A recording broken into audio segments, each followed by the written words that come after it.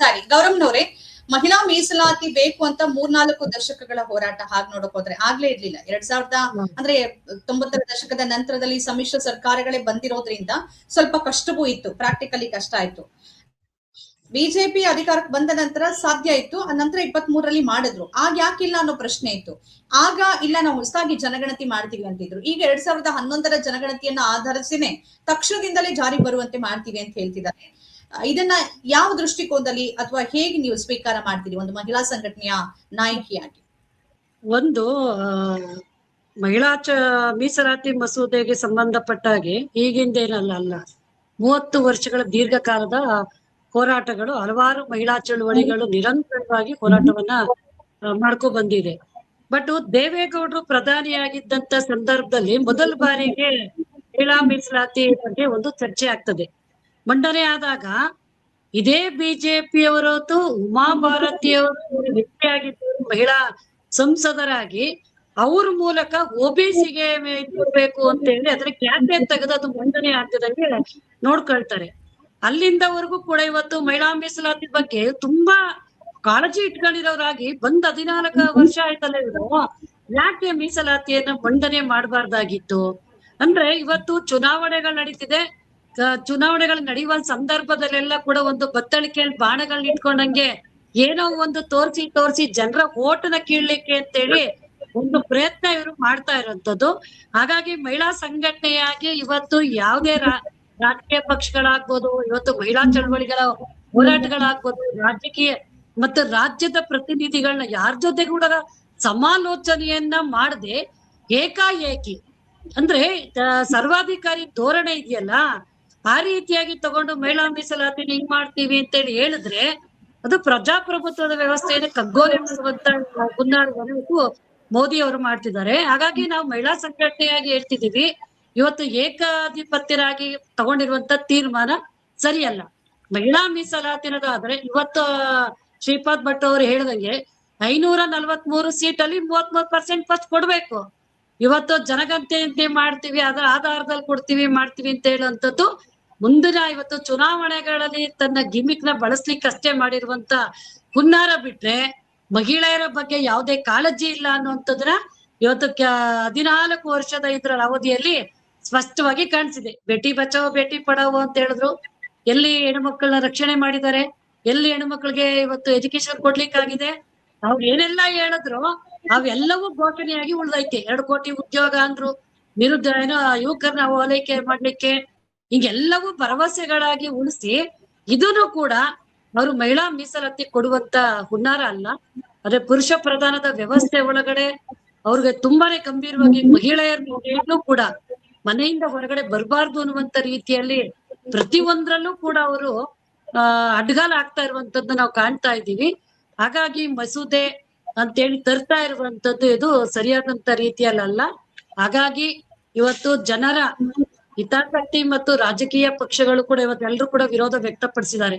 ಮಹಿಳಾ ಚಳವಳಿಗಳು ವಿರೋಧ ಮಾಡಿದವೆ, ರಾಜಕೀಯ ಪಕ್ಷಗಳ ವಿರೋಧ ಮಾಡಿದವೆ. ಬಟ್ ಎಲ್ಲರನ್ನೂ ಒಳಗೊಂಡಂತ ರೀತಿಯಲ್ಲಿ ಚರ್ಚೆ ಮೂಲಕ ಇವತ್ತು ಮಹಿಳಾ ಮೀಸಲಾತಿಯನ್ನ ಜಾರಿಗೆ ತರುವಂತ ಕೆಲಸವನ್ನ ಮಾಡ್ಬೇಕು. 2029ಕ್ಕೆ ತರ್ತೀವಿ ಅಂತ ಹೇಳೋದಿದೆಯಲ್ಲ, ತರ್ತೀವಿ ಅದಕ್ಕಾಗಿ ಇನ್ನೊಂದು ಅಂತೇಳಿ ಒಂದಕ್ಕೊಂದು ಲಿಂಕ್ ಮಾಡಿ ಅಂದ್ರೆ ಸರಳವಾಗಿ ಆ ಮಸೂದೆ ಜಾರಿ ಆಗೋದಿಕ್ಕೆ ಅವರು ಇಲ್ಲ. ಎಲ್ಲಾ ಕಡೆ ಕೊಂಡಿಗಳು ಹಾಕಿ ಹಿಡ್ಕೊಂಡು ಆ ಕೊಂಡಿಗಳ ಮೂಲಕ ಅದು ಜಾರಿ ಆಗದಿರುವಂತ ರೀತಿಯಲ್ಲಿ ನೋಡ್ಕೊಳ್ಳುವಂತ ಹುನ್ನಾರವನ್ನ ಸ್ಪಷ್ಟವಾಗಿ ಮೋದಿ ಅವರು ಮಾಡ್ತಿದ್ದಾರೆ ಅನ್ನುವಂಥದ್ದು ನೇರವಾಗಿ ಎಲ್ಲರಿಗೂ ಕೂಡ ಕಾಣಿಸ್ತಾ ಇದೆ. ಹಾಗಾಗಿ ಈಗ ಅವ್ರು ತರ್ತಾ ಇದನ್ನ ನಾವು ಒಪ್ಪಲ್ಲ ಅಂತೇಳಿ. ಗೌರವ್ನವ್ರೆ, ಈಗ ನೀವು ಅಂದ್ರೆ ಸರಿಯಾದ ರೀತಿಯಲ್ಲಿ ತಾತ್ವಿಕವಾಗಿ ಮಹಿಳಾ ಮೀಸಲಾತಿ ಜಾರಿಗೆ ಈ ಸರ್ಕಾರ ಮುಂದಾಗ್ತಿಲ್ಲ ಅಂತ ಹೇಳ್ತಿರೋದನ್ನೇ ಇವತ್ತು ಸಂಸತ್ತಲ್ಲಿ ಮಾತಾಡೋ ಸಂದರ್ಭದಲ್ಲಿ ನರೇಂದ್ರ ಮೋದಿ ಅವರು ನೀವು ಮಹಿಳಾ ವಿರೋಧಿಗಳಾಗಿ ಮಾತಾಡ್ತಿದ್ದೀರಿ, ಇದರ ಒಂದು ಪಾಠವನ್ನ ಮುಂದಿನ ದಿನಗಳಲ್ಲಿ ನೀವು ಅನುಭವಿಸ್ಬೇಕಾಗತ್ತೆ, ಇದರ ಪರಿಣಾಮವನ್ನ ಅನ್ನೋ ರೀತಿಯಲ್ಲಿ ಮಾತಾಡ್ತಿದ್ದಾರೆ. ಅಂದ್ರೆ ಯಾರೇ ಇದರ ತಾತ್ವಿಕ ನಿಲುವುಗಳೇನಿದೆ ಅದರ ಬಗ್ಗೆ ಮಾತಾಡಿದ್ರೆ ಮಹಿಳಾ ವಿರೋಧಿಗಳು ಅನ್ನೋದನ್ನ ಬ್ರ್ಯಾಂಡ್ ಮಾಡ್ಲಾಗ್ತಿದೆ. ಈಗ ನೀವು ಮಹಿಳಾ ಸಂಘಟನೆಯನ್ನು ಪ್ರತಿನಿಧಿಸ್ತಿದ್ದೀರಿ, ಮಹಿಳಾ ಮೀಸಲಾತಿ ಬೇಕು ಅನ್ನೋದು ನಿಮ್ ಕೂಗು ಹೌದು. ಯಾಕೆ ನೀವು ಒಪ್ಕೋತಿಲ್ಲ ಅನ್ನೋ ಪ್ರಶ್ನೆಯನ್ನು ನಿಮ್ ಮುಂದೆ ಇಡ್ತಾರೆ ಬಿಜೆಪಿ ನಾಯಕರು. ಅಲ್ಲ, ಈಗ ನಾವು ಕೇಳೋದು ಇವತ್ತು ತುಂಬಾ ತುರ್ತಾಗಿ ಈ ತರದಲ್ಲಿ ಸ್ಥಾನಗಳನ್ನ ಹೆಚ್ಚಿಗೆ ಮಾಡ್ತೀವಿ ಅಂತ ಹೇಳುವಾಗ ಅದ್ರ ಹಿಂದೆ ಇರುವಂತ ಇದು ಏನು ಅನ್ನುವಂತ ಹುನ್ನಾರ ಇವತ್ತು ಸ್ಪಷ್ಟತೆ ಮಾಡ್ಬೇಕು ಮೋದಿ ಅವರು. ಯಾಕೆಂತಂದ್ರೆ ಇವತ್ತು ಹೆಚ್ಚುವರಿ ಸ್ಥಾನವನ್ನ ಮಾಡುವಾಗ ಜನಗಣತಿ ಆಧಾರದಲ್ಲಿ ಅದನ್ನ ಲಿಂಕ್ ಮಾಡ್ತಿದ್ದಾರೆ. ನಾವು ಇವಾಗ ನೋಡ್ತಿದೀವಿ SIR ನಮ್ಮ ಸಂವಿಧಾನದ ವಿರೋಧಿಯಾಗಿರುವಂತ SIR ಮೂಲಕ ಇವತ್ತು ಕೋಟಿಗಟ್ಲೆ ಮಹಿಳೆಯರು ಇವತ್ತು ಮತದಾನದಿಂದ ಇವತ್ತು ಹೊರಗಡೆ ತಳ್ಳಲ್ಪಡ್ತಾ ಇದ್ದಾರೆ. ಪ್ರತಿ ರಾಜ್ಯದಲ್ಲೂ ನಡೀತಾ ಇರುವಂತ ಇದ್ರೊಳಗಡೆ ಇನ್ನೆಲ್ಲ ಇದ್ಕೊಂಡು ಇವತ್ತು ಮಹಿಳಾ ಪರವಾಗಿದ್ದೀವಿ ನಾವು ಮುಸ್ಲೆ ಕಣ್ಣೀರ್ ಹಾಕೋದಿದೆಯಲ್ಲ, ಅದು ಇಡೀ ದೇಶದ ಮಹಿಳೆಯರಿಗೆ ಚೆನ್ನಾಗ್ ಗೊತ್ತಿದೆ. ಆ ಮೊಸಳೆ ಕಣ್ಣೀರ ನಾವ್ ಯಾರು ಕೂಡ ನಂಬೋದಿಲ್ಲ. ಹಾಗಾಗಿ ನಾವ್ ಕೇಳ್ತೀವಿ, ಇಲ್ಲಿ ನಿಜವಾಗ್ಲೂ ನಿಮ್ಗೆ ಮಹಿಳೆ ಬಗ್ಗೆ ಕಾಳಜಿ ಇದ್ದಿದೆ ಅಂದ್ರೆ SIR ಯಾಕೆ ಮಾಡ್ತಿದ್ದೀರಿ? ತೆಗೀರಿ SIR ನ. ವೋಟರ್ಸ್ ಗಳು ಇವತ್ತು ಚುನಾವಣೆಗಳಲ್ಲಿ ವೋಟ್ಗಳನ್ನ ಹಾಕ್ಬೇಕಾದಾಗ 18 ವರ್ಷ ಮೇಲ್ಪಟ್ಟಂತವ್ರು ನೋಂದಣಿ ಮಾಡ್ಕೊಳ್ತಾರೆ, ಇಲ್ಲದವರು ಡಿಲೀಟ್ ಮಾಡ್ಕೊಳ್ತಾರೆ, ಅದಿರ್ತದೆ. SIR ಮೂಲಕ ಬಹುತೇಕ ಇವತ್ತು ಹೊರಗಡೆ ಬರ್ತಿರೋರೆಲ್ಲ ಮಹಿಳೆಯರೇ. ಆದ್ರೆ ನೀವು ಅಷ್ಟು ಇದಾಗ್ತಿದೆ ಅಂತೇಳಿ ಇಡೀ ದೇಶದಲ್ಲಿ ಮಹಿಳೆಯರ ಧ್ವನಿ ಎತ್ತದಾಗ್ಲೂ ಕೂಡ ಅದ್ರ ಬಗ್ಗೆ ನಿನಗೆ ಕಾಳಜಿ ಇಲ್ದೇ ಇರೋದು ಮುಂದೇನೋ ಆಗ್ಬಿಡುತ್ತೆ ಅಂತ ಹೆಂಗ್ ಹೇಳ್ತೀರಿ ಅಂತೇಳಿ. ಮುಂದೇನಾಗ್ಬಿಡುತ್ತೆ? ಈಗ ಪ್ರಾತಿನಿಧ್ಯ ಅಂತೂ ಜಾಸ್ತಿ ಇದೆ, 33% ರಿಸರ್ವೇಶನ್ ಸಿಕ್ಕಿದೆ. ಅದೇ ಈಗ ಶ್ರೀಪಾದ್ ಭಟ್ರೆ ಹೇಳದಂಗೆ ಯಾವ್ಯಾವ ರಾಜ್ಯಗಳು ನಮಗೂ ಗೊತ್ತಿದೆ. ಈಗ ಉತ್ತರ ಪ್ರದೇಶ ತುಂಬಾ ದೊಡ್ಡದಾಗಿರೋಂಥದ್ದು, ಉತ್ತರ ದಕ್ಷಿಣ ಭಾರತಗಳಂತೇಳಿ ಡಿವೈಡ್ ಮಾಡಿದಾಗ್ಲೂ ಕೂಡ ಅವಾಗ್ಲೂ ಕೂಡ ಎಷ್ಟು ಮಟ್ಟಿಗೆ ಹೆಣ್ಮಕ್ಳಿಗೆ ಸಿಗುತ್ತೆ ಅಂತ ಗೊತ್ತಿಲ್ಲ. ಮತ್ತೆ ಅವತ್ತು ಜಾರಿ ಮಾಡ್ತಾರೆ ಅಂತಲೂ ನಮ್ಗೇನು ಅನ್ಸಲ್ಲ. ಅಂದ್ರೆ ಅದನ್ನ ಎಳ್ಕೊಂಡ್ ಹೋಗೋದು, ಚುನಾವಣೆ ಟ್ಯಾಕ್ಟಿಕ್ಸ್ ನ ಇವರು ಬಳಸ್ಲಿಕ್ಕೆ ಈ ರೀತಿಯಾದಂತ ಒಂದು ಕುತಂತ್ರವನ್ನ ಮಾಡ್ತಿದ್ದಾರೆ ಬಿಟ್ರೆ ಅವ್ರಿಗೆ ಚೆನ್ನಾಗ್ ಗೊತ್ತಿದೆ ಜನರನ್ನ ಹೆಂಗ್ ಯಾಮಾರಿಸ್ಬೋದು ಅನ್ನೋಂಥದ್ದು. ಮೋದಿ ಅವ್ರಿಗೆ ಅದು ತುಂಬಾ ಕರಗತವಾಗಿದ್ದಾರೆ. ಹೇಳಿಕೆಗಳು ಕೊಟ್ಟು ಜನ ನಂಬ್ತಾರೆ ಅಂತೇಳಿ ಆ ರೀತಿಯಲ್ಲಿ ಮಾಡ್ತಿದ್ದಾರೆ. ಮಹಿಳಾ ಚಳುವಳಿಗಳು ಹೇಳ್ತೀವಿ, ಯಾವುದೇ ಜನಗಣತಿಗೆ ಲಿಂಕ್ ಮಾಡಬಾರ್ದು. ಮಹಿಳಾ ಮೀಸಲಾತಿ ಅನ್ನೋದು ಅದೊಂದು ಸ್ವತಂತ್ರವಾದಂತ ಹೆಜ್ಜೆಯಾಗಿ ಹೋರಾಟ ಆಗಿರೋದು. ಅದು ಸ್ವತಂತ್ರವಾಗಿ ಕೊಡ್ಲಿ ಅವರು. ಯಾವ್ದಕ್ಕೂ ಲಿಂಕ್ ಮಾಡ್ದಿರಪ್ಪ ಮಾಡ್ಲಿ ನೋಡೋಣ ಅವರು. ಅದನ್ನ ಬಿಟ್ಟು ನೀವು ಜನಗಣತಿಗೆ ಲಿಂಕ್ ಮಾಡಿ ನಾವ್ ಹಿಂಗ್ ಕೊಡ್ತೀವಿ ಹಂಗ್ ಕೊಡ್ತೀವಿ ಅಂತೇಳಿ ಆ ಕತೆಗಳು ಹೇಳೋದು ಬೇಡ ಅಂತೇಳಿ ನಮ್ಮ ಸಂಘಟನೆ ಹೇಳಲಿಕ್ಕೆ ಇಷ್ಟಪಡ್ತದೆ.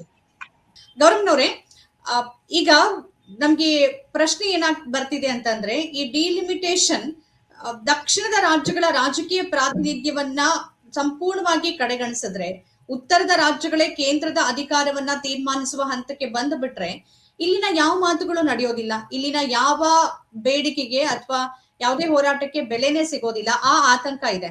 ಮತ್ತೆ ಕರ್ನಾಟಕದ ವಿಚಾರಕ್ಕೆ ಬಂದ್ರೆ ದುರಂತ ಏನು ಅಂತಂದ್ರೆ, ಇಲ್ಲೊಂದು ನಮ್ಮನ್ನ ಪ್ರತಿನಿಧಿಸುವ ಒಂದು ಪ್ರಾದೇಶಿಕ ಪಕ್ಷವು ಸರಿಯಾಗಿ ಇಲ್ಲದೆ ಇರೋದ್ರಿಂದ ಈಗ ಬಿಜೆಪಿ ಹೇಳ್ತಿದೆ ಯಾವ ನ್ಯಾಯನೂ ಆಗೋದಿಲ್ಲ ಅಂತ. ಕಾಂಗ್ರೆಸ್ಗೆ ನಿಲುವೇ ಸರಿಯಾದ ಸಂದರ್ಭದಲ್ಲಿ ಅರ್ಥ ಆಗ್ತಿಲ್ಲ. DMK ಹೋರಾಟ ಮಾಡ್ತಿದೆ, ಕೇರಳ ಮತ್ತೆ LDF ಬಂದ್ರೆ ಹೋರಾಟ ಹೆಚ್ಚು ಮಾಡ್ಬೋದು ಅಂತ ಅನ್ಸುತ್ತೆ. ಏನ್ ಪ್ರತಿಕ್ರಿಯಿಸ್ತೀರಿ ಈ ಡಿಲಿಮಿಟೇಷನ್ಗೆ ಸಂಬಂಧಪಟ್ಟಂತೆ? ಒಂದು ಜನಗಣತಿಯ ಆಧಾರದಲ್ಲಿ ಅಂತ ಹೇಳುವಾಗ ಡಿಲಿಮಿಟೇಷನ್ ಇದ್ರಲ್ಲಿ ಏನುವಾಗ ಈಗಾಗ್ಲೇನೆ ಶ್ರೀಪಾದ್ ಭಟ್ರು ಅವರು ಹೇಳಿದ್ರು ಯಾವ ರೀತಿಯಾಗಿ ಪ್ರಾತಿನಿಧ್ಯವು ಸಿಗ್ತದೆ ಸಿಗಲ್ಲ ಅನ್ನುವಂಥದ್ದು. ಇಲ್ಲ, ತುಂಬಾ ಚೆನ್ನಾಗಿ ಸಿಗುತ್ತೆ, ಸುಳ್ಳು ಪ್ರಚಾರಗಳು ಮಾಡ್ತಿದ್ದಾರೆ ಅಂತ ಹೇಳ್ತಿದ್ದಾರೆ. ನಾವು ಕೇಳ್ತಿದೀವಿ, ಈಗ ಪ್ರಜಾಪ್ರಭುತ್ವ ವ್ಯವಸ್ಥೆ ಒಳಗಡೆ ಒಂದು ಈಗ ಪಾರ್ಲಿಮೆಂಟ್ ಅಲ್ಲಿ ಚರ್ಚೆ ಮಾಡ್ಲಿಕ್ಕೆ ಎಲ್ರು ಕೂಡ ರೆಡಿ ಇದಾರಲ್ಲ, ಅಲ್ಲಿ ಇರೋ ಜೊತೆಯಲ್ಲಿ ಚರ್ಚೆ ಮಾಡಿ ಕ್ಲಾರಿಫಿಕೇಶನ್ ಕೊಡ್ಬೇಕಲ್ಲ. ಆದ್ರೆ ಎಲ್ಲರೂ ವಿರೋಧ ಮಾಡುವಾಗ ಇವ್ರು ಅದರ ತರಾತುರಿಯಲ್ಲಿ ಚರ್ಚೆ ಮಾಡ್ತಾರೆ ಅಂತಂದ್ರೆ ಎಲ್ಲ ಯಾವುದೇ ಒಂದ್ ತರ್ತಾರೆ ಅಂತ ಹೇಳುವಾಗ್ಲೂ ಕೂಡ ತಜ್ಞರು ಯಾವ ಸಲಹೆ ಸೂಚನೆಗಳನ್ನ ಅವ್ರು ತಗೊಳಲ್ಲ. ಈ ರೀತಿಯಾಗಿ ಹಿಂಗ್ ಮಾಡ್ತಿದ್ದಾಗ ಯಾರಿಗ್ ನಂಬಿಕೆ ಬರ್ತದೆ? ಏನೇ ಒಂದ್ ಮಾಡುವಾಗ ಇಲ್ಲಿ ಇಡೀ ದೇಶದ ಜನರನ್ನು ಒಳಗೊಳ್ಬೇಕು ಅನ್ನುವಾಗ ಅದು ಪ್ರಾತಿನಿಧ್ಯಗಳು ಯಾವ್ಯಾವ ಜಿಲ್ಲೆ ರಾಜ್ಯಗಳಿಗೆ ಏನ್ ಆಗ್ತದೆ ಅನ್ನುವಂಥದ್ದನ್ನ ಒಂದು ಮುಕ್ತವಾಗಿ ಚರ್ಚೆಗಳನ್ನ ಮಾಡೋದ್ರ ಮೂಲಕ ಆದ್ರೆ ಅವತ್ತು ನಮ್ಗೆಲ್ಲರಿಗೂ ಕೂಡ ನ್ಯಾಯ ಸಿಗುತ್ತೆ. ಇಲ್ಲ ಅಂತ ಹೇಳಿದ್ರೆ ಇವತ್ತು ಪ್ರಾತಿನಿಧ್ಯ ಉತ್ತರ ಭಾರತಕ್ಕೆ ಸಿಕ್ಕು ದಕ್ಷಿಣ ಭಾರತಕ್ಕೆ ಸಿಕ್ಕಿಲ್ಲ ಅಂತ ಅನ್ನುವಾಗ ಮುಂದೊಂದ್ ದಿನ ಏನ್ ಪರಿಸ್ಥಿತಿಗೆ ಹೋಗ್ತದೆ ನಮ್ಮ ರಾಜ್ಯಗಳು ಅನ್ನುವಂಥದ್ದು ಎಲ್ಲರಿಗೂ ಕೂಡ ಆತಂಕ ಆಗ್ತಿದೆ. ಇವತ್ತಿಗೆನೆ ಕೂಡ ಇವತ್ತು ನಮ್ಗೆ ರಾಜ್ಯಗಳಿಗೆ ಕೊಡ್ಬೇಕಾದಂತ GST ಕೊಡಲ್ಲ, ಇಲ್ಲಿಗೆ ಕೊಡ್ಬೇಕಾದಂತ ಯಾವುದೇ ರೀತಿಯಾದಂತ ಸವಲತ್ತನ್ನ ಕೊಡ್ದಿರ ಇವತ್ತು ಕಡೆಗಾಣಿಸ್ತಾ ಇರುವಂತ ಸಂದರ್ಭದಲ್ಲಿ ಮುಂದೊಂದು ದಿನ ಈ ರಾಜ್ಯಗಳು ಇವತ್ತೇನಾದ್ರು ಆ ರೀತಿಯಾಗಿ ನಮ್ಗೆ ಅಂಕಿಸಂಖ್ಯೆಗಳಲ್ಲಿ ಕಡಿಮೆ ಆಗಿತ್ತೆ ಅಂದ್ರೆ ಪ್ರಪೋರ್ಷನಲಿಟಿ ಇದ್ರಲ್ಲಿ ಅವತ್ತಿಗೆ ಉತ್ತರ ಭಾರತದ ಅವ್ರು ಹೇಳದಂಗ್ ನಾವು ಕೇಳ್ಬೇಕಾದಂತ ಪರಿಸ್ಥಿತಿ ಬರ್ತದೆ. ಆ ನಿಟ್ಟಿನಲ್ಲಿ ಅವರು ಕೂಡ ತುಂಬಾ ಎಚ್ಚರಿಕೆಯಿಂದನೇ ಕೆಲಸ ಮಾಡ್ತಾ ಇರುವಂತದನ್ನ ಇವತ್ತು ನಾವು ಕಾಡ್ಬೇಕಾಗ್ತದೆ. ಹಾಗಾಗಿ ಇಂಥ ವಿಚಾರದಲ್ಲಿ ಮುಕ್ತವಾದಂತ ಚರ್ಚೆಗಳು ಪ್ರಜಾಪ್ರಭುತ್ವ ವ್ಯವಸ್ಥೆ ಒಳಗಡೆ ಇವರು ಮಾಡ್ಲಿಕ್ಕಾಗ್ಬೇಕು. ಬಟ್ ಎಲ್ರು ಕೂಡ ವಿರೋಧ ಮಾಡುವಾಗ ತುಂಬಾ ಇದಾಗಿದೆ ಅಂತ ಹೆಂಗ್ ವರ್ಣಿಸ್ತಾರೆ ಇವರು ಅಂತ ಹೇಳಿ, ಮುಂದೇನು ಅನಾಹುತ ಆಗ್ತದೆ, ನಾನ್ ಮಾಡಿದ್ರೆ ತುಂಬಾ ಅದ್ಭುತ ಅಂತ ಹೇಳುತ್ತಾರೆ ಎನ್ನುವಾಗ, ಹೌದು ಪಾರ್ಲಿಮೆಂಟ್ ಅಲ್ಲಿ ಓಪನ್ ಡಿಸ್ಕಷನ್ ಬಿಡ್ಲಿ, ಪ್ರತಿಯೊಂದು ರಾಜಕೀಯ ಪಕ್ಷದವರ ಸಲಹೆ ಸೂಚನೆಗಳನ್ನು ತಗೊಳ್ಳಿ, ಇವತ್ತು ಸಾಧಕ ಬಾಧಕಗಳು ಏನಾಗ್ತವೆ ಅನ್ನುವಂತ ಮನವರಿಕೆ ಮಾಡ್ಕೊಡ್ಲಿ. ಆ ಮನವರಿಕೆಯನ್ನ ನೀವ್ ಮಾಡ್ಕೊಡ್ದಿರಾ ಏಕಮುಖವಾಗಿ ಒಂದೇ ಒಂದ್ ಪಕ್ಷ ತೀರ್ಮಾನ ಮಾಡಕ್ಕೆ ನಿಮ್ಗೆ ಯಾರು ಕೊಟ್ರು ರೈಟ್ಸ್ ಅಂತ ಹೇಳಿ, ಯಾರು ಕೊಟ್ರು ರೈಟ್ಸ್ ಇವ್ರಿಗೆ ಅಂತ ಹೇಳಿ. ಅದನ್ನ ನಾನು ಸಂಸತ್ನಲ್ಲಿ ಸಂಖ್ಯಾಬಲವೇ ರೈಟ್ಸ್ ಅಲ್ವಾ? ಹೌದು, ಸಂಖ್ಯಾಬಲ ಇದ್ದಾಗ್ಲೂ ಕೂಡ ಅಟ್ಲೀಸ್ಟ್ ಗೆದ್ದಿರೋಂತ ಅವ್ರದ್ದೊಂದು ಇದೆ ಅಂತ ಹೇಳಿ ನೀವು ತೀರ್ಮಾನ ಮಾಡ್ಬಿಟ್ರ ಅಂತ ಹೇಳಿದ್ರೆ ಆ ವಿರೋಧ ಪಕ್ಷದವರು ಅಂತ ಹೇಳಿ ಆಗ್ಬೇಕು. ಅವಾಗ ಹಾಲಿನಲ್ಲಿವೇ ಎಲ್ಲ ಮಾಡ್ಕೊಂಡು ಹೋಗ್ಬೋದಲ್ಲ. ಡೆಮೋಕ್ರಸಿ ಒಳಗೆ ಏನೆಲ್ಲ ಚರ್ಚೆ ಮಾಡ್ಲಿಕ್ಕೆ ಅವಕಾಶಗಳಿರ್ತವೆ ಅಂತ ಪ್ರತಿಯೊಬ್ಬ ಗೆದ್ದೋದಂತ ವ್ಯಕ್ತಿಗೂ ಕೂಡ ಅವಕಾಶ ಇದೆ ಅಲ್ವಾ? ಮುಂದಿನ ದಿನ ಇವತ್ತೇ ನಮ್ಗೆ ಈ ಪರಿಸ್ಥಿತಿ ಅಂತಂದಾಗ, ಈಗ 800 ಚಿಲ್ಲರೆ ಸೀಟ್ಗಳಾಯ್ತು ಅಂತಂದಾಗ ಅವತ್ತಿನ ಪರಿಸ್ಥಿತಿ ಏನಾಗಿರ್ತದೆ ಅಂತೇಳಿ, ಇವತ್ತೇನೆ 543ರಲ್ಲಿ ನಾವ್ ಇಷ್ಟಿದೀವಿ ಅಂದ ತಕ್ಷಣ ಇವ್ರು ಎಲ್ಲರನ್ನೂ ಕೂಡ ಕಡೆಗಾಣಿಸಿ ಒಂದು ತೀರ್ಮಾನವನ್ನ ಮಾಡ್ತಾರೆ ಅಂತ ಹೇಳಿದ್ರೆ, ಮುಂದಿನ ದಿನದಲ್ಲಿ ದಕ್ಷಿಣ ಭಾರತದಲ್ಲಿ ಇವತ್ತು ಸೀಟ್ಗಳೆಲ್ಲ ಕೂಡ ಕಡಿಮೆ ಆಗ್ತವೆ ಅಂತಂದಾಗ ಯಾವ ರೀತಿಯಾದಂತ ನೀವು ನಡ್ಕೊಳ್ತೀರಿ ಅನ್ನುವಂಥದ್ದು ಇವತ್ತು ಸ್ಪಷ್ಟವಾಗಿ ಕಾಣಿಸ್ತದಲ್ಲ. ಹಾಗಾಗಿ ಯಾರಿಗೂ ಕೂಡ ಇದ್ರ ಮೇಲೆ ಭರವಸೆ ಇಲ್ಲ. ಹಾಗಾದ್ರೆ ಮೋದಿ ಅವರು, ಅಮಿತ್ ಶಾ ಆಗ್ಲಿ ಇಬ್ರು ಕೂಡ ಹೇಳದಂತದ್ದು ಏನಾದ್ರೂ ಕೂಡ ಇವತ್ತು ಜಾರಿ ಆಗಿದ್ದಿದ್ರೆ ದೇಶದ ಜನ ನಂಬ್ತಾ ಇದ್ರು. ಬಟ್ ಅಧಿಕಾರಕ್ಕಾಗಿ ಯಾವ ರೀತಿ ಸುಳ್ಳು ಬೇಕಾದ್ರೂ ಹೇಳ್ತಾರೆ, ಯಾವ ರೀತಿಯಾದಂತ ಡೆಮೋಕ್ರಸಿಯನ್ನ ನಾಶ ಮಾಡ್ಲಿಕ್ಕೂ ಕೂಡ ತಯಾರಾಗಿ ಇರ್ತಾರಲ್ಲ. ಹಾಗಾಗಿ ನಮ್ಗೆ ಹೊಡೆತಗಳು ಬೀಳ್ತವೆ. ಅಂತ ಟೈಮಲ್ಲಿ ಇವತ್ತು ದಕ್ಷಿಣ ಭಾರತದ ಎಲ್ರು ಕೂಡ ಸೇರಿ ಇದನ್ನ ವಿರೋಧವನ್ನ ವ್ಯಕ್ತಪಡಿಸಬೇಕಾಗ್ತದೆ. ಹಂಗಾಗಿ ಮಹಿಳಾ ಚಳವಳಿಗಳು ಇವತ್ತು ಮಹಿಳಾ ಎಲ್ಲಾ ಸಂಘಟನೆಗಳು ಸೇರಿ ಇವತ್ತು ಕೇಂದ್ರದಲ್ಲಿ ಅದನ್ನ ವಿರೋಧ ಮಾಡಿ ಇವತ್ತು ಪತ್ರಿಕಾ ಹೇಳಿಕೆಗಳೆಲ್ಲ ಕೂಡ ಕೊಟ್ಟಿದ್ದಾರೆ. ಇನ್ನು ಮುಂದಿನ ದಿನಗಳಲ್ಲಿ ಹೋರಾಟಗಳನ್ನ ಕೂಡ ರೂಪಿಸುವಂತದ್ದು ಕೂಡ ಆಗ್ತದೆ. ಓಕೆ, ಪತ್ರಿಕಾ ಹೇಳಿಕೆ ಅಥವಾ ಸಾಂಕೇತಿಕ ಹೋರಾಟ ಸಾಕಾಗತ್ತ ಅನ್ನೋದು ಪ್ರಶ್ನೆ ಇದೆ. ಯಾಕೆಂದ್ರೆ ರೈತರ ಸುಗ್ರೀವಾಜ್ಞೆ ಜಮೀನುಗಳನ್ನ ವಾಪಸ್ ಪಡ್ಕೊಳ್ಳಕ್ಕೆ 2 ವರ್ಷಗಳ ಕಾಲ ರೈತರು ಬೀದಿ ನಿಂತ್ಕೊಳ್ಬೇಕಾಯ್ತು. ಗೌರವ್ನವ್ರೆ, ಅಂದ್ರೆ ನಮ್ಗೆ ಒಂದ್ ಆಶಾಭಾವನೆನೆ ಉಳ್ಕೊಂಡಿಲ್ಲ. EWS ಅನ್ನನ್ನ ನಿಮಗೆ ಸಂವಿಧಾನದಲ್ಲಿ ಅಂದ್ರೆ ಮೀಸಲಾತಿ ಅನ್ನೋದು ಬಡತನ ನಿರ್ಮೂಲನೆ ಕಾರ್ಯಕ್ರಮ ಅಲ್ಲ, ಅದನ್ನ ಸಂವಿಧಾನ ಸ್ಪಷ್ಟವಾಗಿ ಹೇಳುತ್ತೆ. ಆದ್ರೂ EWS ಅಂತ ತಂದ್ರು ಇವರು, ಒಂದು ಕುಲಶಾಸ್ತ್ರ ಅಧ್ಯಯನ ಇರ್ಲಿಲ್ಲ, ಕಮಿಟಿ ಇರ್ಲಿಲ್ಲ, ಏನು ಇರ್ಲಿಲ್ಲ. ಅದನ್ನ ಸುಪ್ರೀಂ ಕೋರ್ಟ್ ಮಾನ್ಯ ಮಾಡ್ತು. ಹಾಗಾಗಿ ಇವ್ರು ಏನೇ ಪಾಲಿಸಿಯನ್ನ ತಂದ್ರೆ ಕೋರ್ಟ್ಗಳು ಅದನ್ನ ಮಾನ್ಯ ಮಾಡ್ಬಿಡತ್ತೆ. ಒಂದು ಅವ್ರ ಹತ್ರ ಸಂಖ್ಯಾಬಲ ಇದೆ, ಇನ್ನೊಂದು ಕೋರ್ಟ್ಗಳು ಮಾನ್ಯ ಮಾಡೋದ್ರಿಂದ ಒಂದ್ ಆಶಾಭಾವನೆನೇ ಉಳ್ಕೊಂಡಿಲ್ಲ. ನಮ್ಮ ಹಕ್ಕುಗಳ ಪರವಾಗಿ ನಾವ್ ಹೇಗ್ ಹೋರಾಟ ಮಾಡ್ಬೇಕು ಅಂತ. ಏನ್ ಅನ್ಸುತ್ತೆ ಇದ್ರ ಬಗ್ಗೆ? ಈಗ ಕೆಲವೊಂದು ಹೋರಾಟಗಳು ಮಾಡುವಾಗ ಕೆಲವೊಂದು ಕೋರ್ಟ್ಗಳು ಕೆಲವು ಜನಪರವಾದಂತ ತೀರ್ಪುಗಳು ಕೊಟ್ಟಿದ್ದಾವೆ, ಅದು ಸ್ವಾಗತವನ್ನು ಮಾಡ್ತೀವಿ. ಬಟ್ ಇವತ್ತು ಕೋರ್ಟ್ಗಳಲ್ಲೂ ಕೂಡ ಇವತ್ತಿಗೆ ಯಾರಿದ್ದಾರೆ ಅನ್ನುವಂಥದ್ದು ಕೂಡ ನಾವು ಯೋಚನೆ ಮಾಡ್ಬೇಕಿದೆ. ಕೋರ್ಟ್ ಅಲ್ಲಿ ತೀರ್ಪು ಕೊಡುವಂತ ಸ್ಥಾನಗಳಲ್ಲಿ ಕೂಡ ಇವರಿಗೆ ಯಾಕೆ ಸಂಖ್ಯಾಬಲಗಳಿದಾವೆ ಅನ್ನುವಂತ ಕಾರಣಕ್ಕೆ ಯಾರು ಬೇಕೋ ಅವ್ರನ್ನಲ್ಲಿ ಇವತ್ತು ಕೂಡ್ಸಿದ್ದಾರೆ. ಅಂತ ಸ್ಥಾನಗಳಲ್ಲಿ ಕೂಡ್ಸಿರುವಾಗ ಇವತ್ತು ಜನಪರವಾದಂತ ಆರೋಗ್ಯ ಆಗ್ಬೋದು, ಯಾವುದೇ ಆಗ್ಬೋದು, ಯಾವ ವಿಚಾರಗಳಲ್ಲಿ ಮಧ್ಯ ಪ್ರವೇಶವನ್ನ ಮಾಡಬೇಕು ಅನ್ನುವಂತ ರೀತಿಯಲ್ಲಿ ಇವತ್ತು ಕಣ್ಣೋಟಗಳಿಲ್ದೇ ಇರೋದನ್ನ ಕೂಡ ನಾವಿವತ್ತು ಕಾಣ್ತಾ ಇದೀವಿ ಕೋರ್ಟ್ಗಳ ಮೂಲಕನೂ ಕೂಡ. ಇವತ್ತು ಯಾವುದೇ ರಾಜ್ಯಗಳಲ್ಲಿ ಆಗ್ಲಿ, ಅದು ಉತ್ತರ ದಕ್ಷಿಣ ಅಂತೇಳಿ ಡಿವೈಡ್ ಮಾಡದೇ ಇರುವಂತ ರೀತಿಯಲ್ಲಿ ಇಡೀ ದೇಶದ ಜನ ಒಗ್ಗಟ್ಟಾಗಿ ಬದುಕುತ್ತಿರುವಾಗ ಎಲ್ಲರಿಗೂ ಕೂಡ ಒಂದೇ ರೀತಿಯಾದಂತ ಮಾನದಂಡದಲ್ಲಿ ಇವತ್ತು ಜನರಿಗೆ ಸೌಲಭ್ಯವನ್ನ ಕಲ್ಪಿಸಬೇಕಾಗ ಸಂವಿಧಾನಗಳಲ್ಲಿ ಇರುವಂತದ್ದನ್ನು ಕೂಡ ಇವತ್ತು ಜಾರಿ ಮಾಡ್ಲಿಕ್ಕೆ ಆಗ್ತಿಲ್ಲ. ಅದನ್ನೇ ಇಟ್ಟು ಹೋದಾಗ್ಲೂ ಕೂಡ ಕೋರ್ಟ್ಗಳು ಕೆಲವೊಮ್ಮೆ ಜನಪರವಾಗಿ ಕೆಲವೊಮ್ಮೆ ವಿರೋಧವಾಗಿ ಕೂಡ ತೀರ್ಪುಗಳನ್ನ ಕೊಡೋದನ್ನು ಕೂಡ ನಾವು ಕಾಣ್ತಿದೀವಿ. ಆದ್ರೆ ಇದು ಯಾಕೆ ಆಗ್ತಿದೆ ಅಂತ ಅನ್ನುವಾಗ ಸಂಖ್ಯಾಬಲ ಇದೆ ಅನ್ನುವಂತ ಮೊದ್ಲು ಕೋರ್ಟ್ಗಳ ಬಗ್ಗೆ ಜನಕ್ಕೆ ಗೌರವ ಇತ್ತು. ಎಲ್ಲ ಶಾಸಕಾಂಗ, ನ್ಯಾಯಾಂಗ, ಕಾರ್ಯಾಂಗ ಅನ್ನುವಾಗ ಜನರಿಗೆ ಒಂದು ಗೌರವ ಇತ್ತು. ಬಟ್ ಇವತ್ತು ಅಂತ ಸ್ಥಾನಗಳಲ್ಲಿ ಬೇರೆ ಬೇರೆಯವರು ಕೂತಿರುವಂತ ಇದ್ರಲ್ಲಿ ಮನು ಧರ್ಮವನ್ನ ಅಳವಡಿಸ್ಕೊಂಡಿರುವಂತ ವ್ಯಕ್ತಿಗಳು ಕೂತಿರುವಾಗ ಅದು ಧರ್ಮದಲ್ಲೂ ವಿಭಜನೆ ಮಾಡ್ತಾರೆ ಮತ್ತು ಜಾತಿಯಲ್ಲೂ ವಿಭಜನೆ ಮಾಡ್ತಾರೆ. ಇವತ್ತು ಜನ ಬದುಕು ಇವತ್ತು ಏನೋ ಆಹಾರದ ಅಕ್ಕಿನೇ ಆಗ್ಲಿ ಯಾವುದೇ ಒಂದಾಗ್ಲಿ ಅವೆಲ್ಲವೂ ಉಲ್ಲಂಘನೆ ಆಗ್ತಿದ್ದಾಗ್ಲೂ ಕೂಡ ಇವತ್ತು ಕಣ್ಮುಚ್ಚಿ ಕೂತಿದ್ದಾವೆ ಅಂತ ಅನ್ನುವಾಗ ಯಾವ ರೀತಿಯಾದಂತ ಇದ್ರಲ್ಲಿ ನಾವು ಬದುಕ್ತಿದೀವಿ ಅಂತ ಹೇಳಿ, ಯಾವ ರೀತಿಯಾದಂತ ವ್ಯವಸ್ಥೆ ಒಳಗಡೆ ನಾವು ಬದುಕ್ತಿದೀವಿ ಅಂತ ಹೇಳಿ. ಹಾಗಾಗಿ ಇವತ್ತು ಕೋರ್ಟ್ಗಳನ್ನ ಕೂಡ ನ್ಯಾಯಾಂಗದ ವ್ಯವಸ್ಥೆ ಕೂಡ ಇವತ್ತು ಜನ ಮೊದ್ಲೆಲ್ಲ ಮಾತಾಡ್ತಿರ್ಲಿಲ್ಲ. ನನ್ ಮನೆ ಕೂಡ ಯಾರಿಗೂ ಹೇಳ್ತಿದ್ವಿ, ನ್ಯಾಯಾಂಗದ ಬಗ್ಗೆ ಮಾತಾಡ್ಬೇಕಾದ್ರೆ ಎಲ್ಲಿ ಕಂಟೆಂಪ್ಟ್ ಆಫ್ ದಿ ಕೋರ್ಟ್ ಆಗ್ತದೆ ಏನೋ ಅಂತ ಭಯ ಬರ್ತಿತ್ತು. ಬಟ್ ಇವತ್ತು ಕೊಡುವಂತ ತೀರ್ಪುಗಳನ್ನ ಇವತ್ತು ಹೆಂಗೆ ಅದು ನಾವು ರಿಸೀವ್ ಮಾಡ್ಲಿಕ್ಕೆ ಆಗ್ತದೆ ಅಂತೇಳಿ.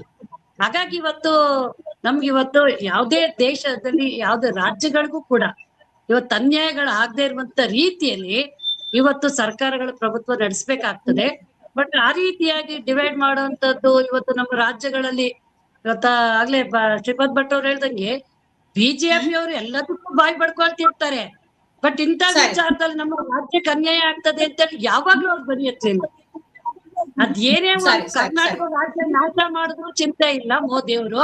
ಆದ್ರೆ ಇಲ್ಲಿರುವಂತ ಬಿಜೆಪಿಯ ಸಂಸದರಾಗ್ಬೋದು, ಬೇರೆ ಶಾಸಕರಾಗ್ಬೋದು, ಯಾರು ಕೂಡ ಧ್ವನಿ ಎತ್ತಲ್ಲ ಅಂತಂದ್ರೆ ಅವರ ಮನಸ್ಥಿತಿಗಳು ಯಾವ ರೀತಿ ಇದಾವೆ ಅನ್ನುವಂಥದ್ದು. ಕೇವಲ ಚುನಾವಣೆ ನಡೀತಿದೆ, ಚುನಾವಣೆ ಗಿಮಿಕ್ ಅಷ್ಟೇ, ಸಂಕುಚಿತ ರಾಜಕೀಯ ಮಾಡ್ತಿದ್ದಾರೆ ಬಿಟ್ರೆ ರಾಜಕೀಯ ಇಚ್ಛಾಶಕ್ತಿ ಅನ್ನುವಂಥದ್ದು ಇವತ್ತು ಇಲ್ಲ ಅನ್ನೋದನ್ನ ನಾವಿನ್ನು ಗುರುತಿಸ್ಬೇಕಾಗ್ತದೆ.